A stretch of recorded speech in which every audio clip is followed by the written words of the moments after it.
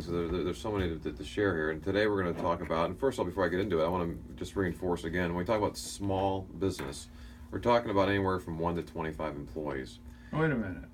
I thought you were talking about somebody under 4'10". Those are the weed businesses. The No, weed wait, business. Okay. All right. So, Okay. all right. No, the owners are big, but the companies are small. How about that? All right. Okay. Good. So, part we like to do too is when we talk about our success story here, a couple things. We'll frame it within our 7 keys to success, and for this one, we're going to talk about a little bit about leadership stuff as well as some vision stuff. Let me set the scene here for this client that we're talking about. Here's the situation, and you'll notice I'm starting with the word how, right? So how do you tell your brother you cannot work with him anymore, and that one of you needs to go? Mm. And then, what do you do after he buys you out?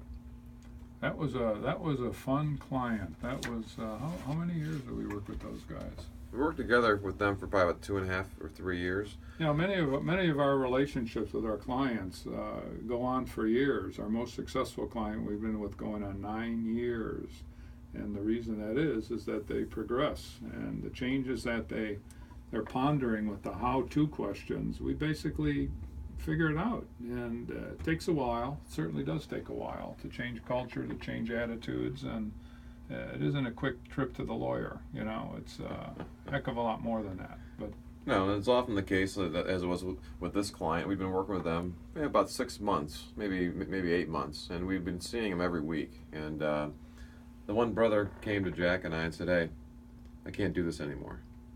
I said, "What do you mean?" He said, "My brother and I were great brothers, but when we're in here, he says black, I say white, and he says it's just not right for the organization." and we could see that Yeah. right away from the get-go. But he was framing it right, and he was taking a very mature approach to it. Said, "Hey, that's not right for the organization." And he said, "Look," he said, "either he's got to go or I have to go. One of the two." He said, "Yeah, and I'm okay with either of them." We said, "All right." Said, "So let us know when you're ready for that, because that's got to be something that you have to bring up. We can't bring this up."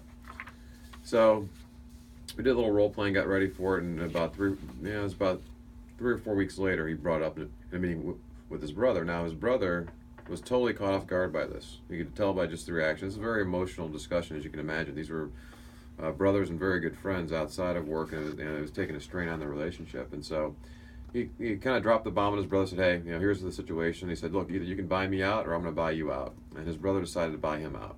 And, That was surprising. A lot of people don't take that action. They go in different directions, often indecisive. And it took a little while, but yeah, right. he decided to buy out his brother. So we helped him through that process to get it taken care of, to get things structured, get things moving along. And with the one brother who was being bought out, we talked to him. He said, about what he's going to do next. And we said, "Look, if you're looking to get a job, maybe we can make a few introductions for you. That's not necessarily what Jack and I specialize in, but if you're looking to either start a company or buy a company, we could probably help you there." He said, "Yeah, I'm looking to do one or both of those things." And he'd come to the conclusion that one of the things he wanted to do was, he's still going to be working probably 50, 60-hour weeks, although he wasn't going to get paid overtime like we're talking about. Yeah, But, I was just going to say that. But he didn't want to be going just to one place for that. He said, I like to have a handful of things that I'm involved in. And so over the course of about the next 18 months, we helped him do a couple things. One is he started his own business doing a little bit of consulting work where he'd go in and help take a lot of the skills that he had from an administrative standpoint. That's a point, too, that a lot of small business owners that are stuck in a situation like that with a partner that they want to part company with, they have options that often, coming back to these advisors, they aren't put into their mind with the how to do it. But you have options to leave a company with a bad partner and start up your own, either a consulting business or a multitude of ways to buy a small company, and often it doesn't take a lot of money. Well, I think most of the reason why they don't do that, Jack, is that they're so ensconced in their business that they don't often see or understand what skills that they do have. So often we'll point out to them or present situations like that. So in this case, our client had found a couple of places to kind of do a little bit of consulting. We actually had a couple of our clients that we introduced him to where he's helping out as well. And all along the while, too, he was searching for companies. Okay, and again, with that framework, hey, I want to find someplace I don't have to go to all the time. And so he started looking at a bunch of different kind of things that he'd never really thought about before. He looked at a storage company, looked at a little ice cream hut type thing, and just different kind of companies. And And we have that ability. We've coached a number of clients on finding companies. Sure. It's like, oh, geez, where do I start?